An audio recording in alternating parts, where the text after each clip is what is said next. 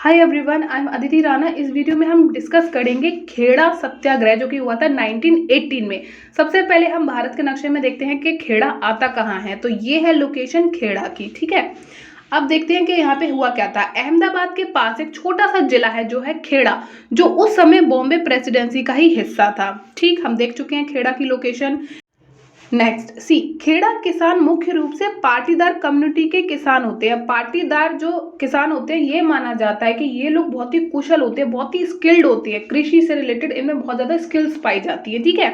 तो खेड़ा की जो भूमि थी, वहां पे तंबाकू और कपास की फसलों की खेती करी जाती थी, क्योंकि इनकी उपज के लिए ये बहुत ही अच्छी जमीन मानी जाती थी। यानी कि खेड़ा में बेसिकली क्या उगाया जाता था, तंबाकू और कपास, ठीक है। कपास यानी कि कॉटन और तंबाकू आपको ये दिखाई दे रहा है, ठीक है।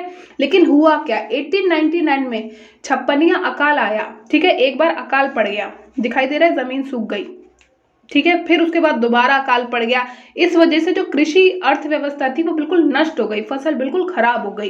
किसान बिल्कुल हार मान गए थे। कई लोगों ने शहर छोड़ दिया और कई लोगों ने क्या किया, मजदूरी करना शुरू कर दिया, ठीक है। यानी कि वो श्रमिक की तरह कार्य करने लगे।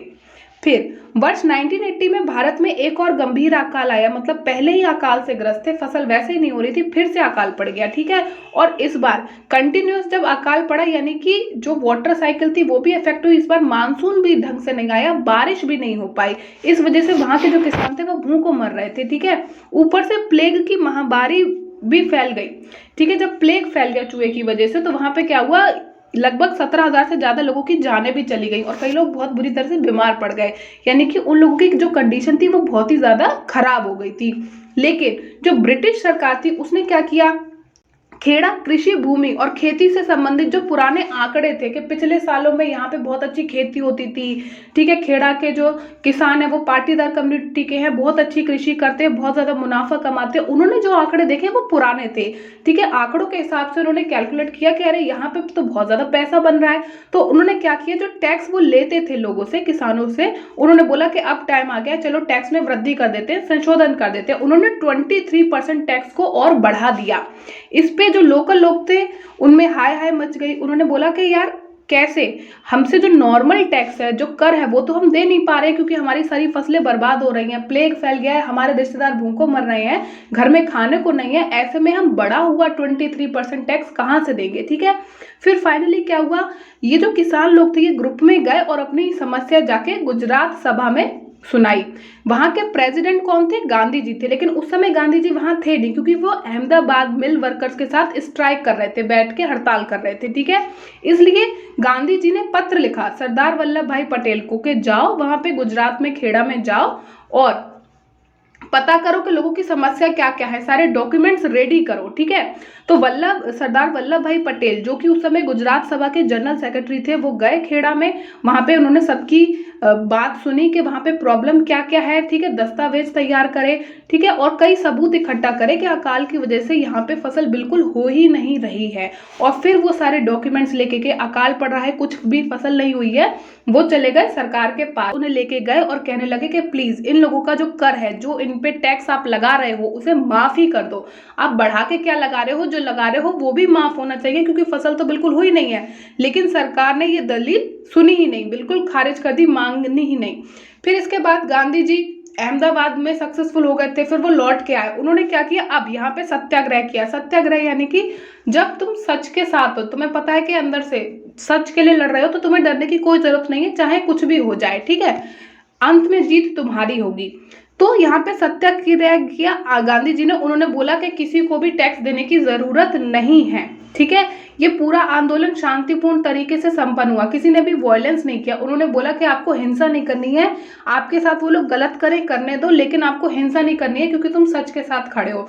तो हुआ क्या, गरीब किसानों ने जब टैक्स नहीं दिया तो किसानों को उठा के जेल में डाल दिया, उनकी जमीन को हड़प लिया ब्रिटिशर्स ने। और तो और उनके जो जीव जंतु थे, जो गाय बैल बकरी थी, उन्हें भी हड़प लिया। लेकिन फिर भी उन लोगों ने हिंसा नहीं अपनाई, ठीक है।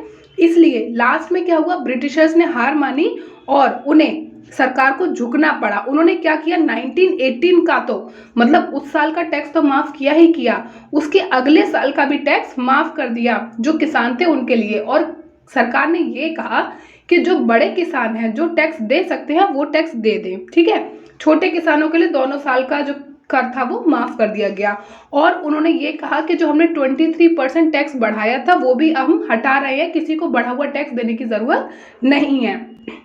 इसके बाद रॉलेट एक्ट हुआ था, जो कि हम दूसरी वीडियो में ऑलरेडी कवर कर चुके हैं, इसलिए हम नहीं पढ़ेंगे, ठीक है। रॉलेट एक्ट 1919 में हुआ था और इससे रिलेटेड एक वीडियो है जो आप जाके देख सकते हैं। जलियांवाला बाग भी हम ऑलरेडी पढ़ चुके हैं, जो 13 अप्रैल 1919 में हुआ था। तो अब हम क्वेश्चन आंसर देख लेते हैं जो कि रिलेटेड है खेड़ा से, ठीक है। 1980 में महात्मा गांधी ने ऑर्गेनाइज किया था सत्याग्रह सपोर्ट करने के लिए peasants of the Kheda district of dash. Mahatma Gandhi ने जो खेड़ा जिला है वहां के किसानों की मदद के लिए सत्याग्रह का आंदोलन किया था। पूछा गया है कि खेड़ा कहाँ आता है, तो खेड़ा आता है गुजरात के अंदर। Next question, what was the major demand of Kheda movement. Kheda movement में किसानों की मांगे क्या थी। उनकी मांगे ये थी कि हमारी फसल बर्बाद हो गई है, कृपया करके हमारा जो लगान है, जो हमारा टैक्स है, उसे माफ कर दो, ठीक है।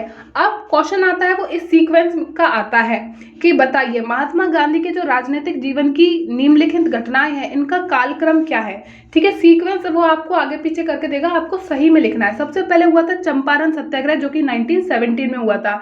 फिर हुआ था अहमदाबाद मेल स्ट्राइक जो कि 1918 में हुई थी और महीना था फरवरी का।